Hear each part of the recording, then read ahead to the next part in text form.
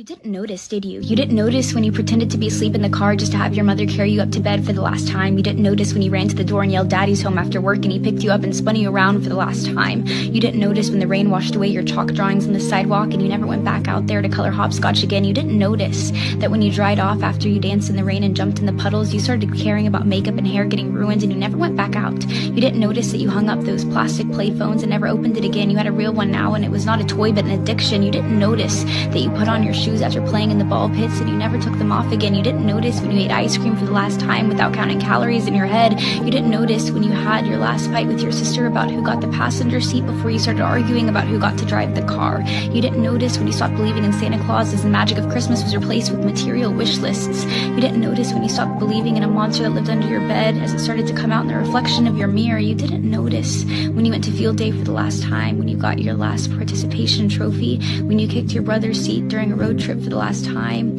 when you had your last play date with your Barbies, when you had your last Disney movie night with your family. You didn't notice that grandparents don't last forever. You didn't notice that your childhood cat wasn't eternal. You didn't notice your parents are growing up too. You didn't notice it, do you?